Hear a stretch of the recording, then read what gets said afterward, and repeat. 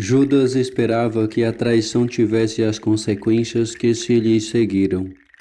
Queria ganhar a recompensa prometida e mostrar-se agradável aos fariseus, entregando-lhes Jesus, mas não pensara no resultado, na condenação e crucifixão do Mestre. Não ia tão longe em seus desígnios. Era só o dinheiro que lhe preocupava o espírito, e já havia muito tempo travara relações com alguns fariseus e saduceus astutos que com lisonjas o incitavam à traição. Estava aborrecido da vida fatigante, errante e perseguida que levavam os apóstolos. Nos últimos meses furtara continuamente as esmolas de que era depositário e a cobiça, irritada pela liberdade de Madalena quando derramou perfume sobre Jesus, impeliu-o finalmente ao crime. Tinha sempre esperado um reino temporal de Jesus e uma posição brilhante e lucrativa nesse reino. Como, porém, não viesse a aparecer, procurava amontar fortuna. Via crescer as fadigas e perseguições e pretendia manter boas relações com os poderosos inimigos de Jesus, antes de chegar ao fim, pois via que Jesus não se tornaria rei, enquanto que a dignidade do sumo sacerdote e a importância dos seus confidentes lhe produziam viva impressão no espírito. Aproximava-se cada vez mais dos agentes fariseus, que o lisonjeavam incessantemente, dizendo-lhe num tom de grande certeza que dentro de pouco tempo dariam cabo de Jesus. Ainda recentemente tinham vindo procurá-lo diversas vezes em Betânia. O infeliz entregava-se cada vez mais a esses pensamentos criminosos e multiplicava nos últimos dias as diligências para que os príncipes dos sacerdotes se decidissem a agir. Estes ainda não queriam começar nem tratavam-no com visível desprezo.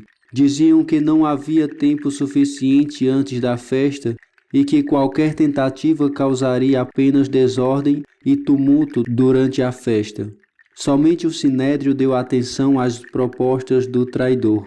Depois da recepção sacrílega do Santíssimo Sacramento, Satanás apoderou-se totalmente de Judas, que saiu decidido a praticar o crime. Primeiro, procurou os negociadores, que sempre o tinham lisonjeado até ali e que o receberam ainda com amizade fingida. Foi ter com outros, entre os quais Caifás e Anás. Este último, porém, usou para com ele de um tom altivo e sarcástico. Estavam hesitantes, não contavam com o êxito, porque não tinham confiança em Judas. Viu o império infernal dividido. Satanás queria o crime dos judeus, desejava a morte de Jesus, do santo mestre que fizera tantas conversões, do justo a quem tanto odiava. Mas sentia também não sei que medo interno da morte dessa inocente vítima, que não queria subtrair-se aos perseguidores. Invejava-o por sofrer inocentemente. Vi-o assim excitar de um lado o ódio e o furor dos inimigos de Jesus, e de outro lado insinuar a alguns destes que Judas era um patife, um miserável que não se podia fazer o julgamento antes da festa, nem reunir número suficiente de testemunhas contra Jesus.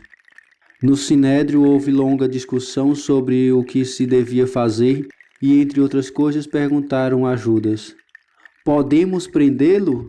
Não terá homens armados consigo? E o traidor respondeu: não, está só com os 11 discípulos. Está desanimado, e os 11 são homens medrosos. Também lhes disse que era preciso apoderar-se de Jesus nessa ocasião ou nunca, que não podia esperar mais tempo para entregá-lo, porque não voltaria para junto do Mestre, pois alguns dias antes os outros discípulos e Jesus mesmo haviam evidentemente suspeitado dele. Pareciam prescindir-lhe os ardis e sem dúvida o matariam se voltassem para o meio deles. Disse-lhes ainda que se não o prendessem agora, escaparia, voltando com um exército de partidários para fazer proclamar-se rei. Essas ameaças de Judas fizeram efeito, deram-lhe ouvido ao conselho maldoso e ele recebeu o preço da traição, os 30 dinheiro. Essas moedas tinham a forma de uma língua, estavam furadas na parte arredondada e enfiadas por meio de argolas numa espécie de corrente, traziam certos cunhos. Judas, ofendido pelo contínuo desprezo e a desconfiança que lhe manifestavam, sentiu-se impelido pelo orgulho a restituir-lhes esse dinheiro ou oferecê-lo ao templo para que o tomassem por um homem justo e desinteressado. Mas recusaram-no porque era preço de sangue, que não se podia oferecer ao templo. Judas viu quanto o desprezavam e sentiu-o profundamente. Não tinha esperado provar os frutos amargos da traição já antes de a ter cometido, mas de tal modo que se havia comprometido com aqueles homens, que estava nas suas mãos e não podia mais se livrar deles. Observaram-no de muito perto e não o deixaram sair antes de ter explicado o caminho a seguir para apoderar-se de Jesus. 3 fariseus acompanhavam-no quando desceu a uma sala onde se achavam guardas do templo, que não eram todos judeus, mas gente de todas as nações.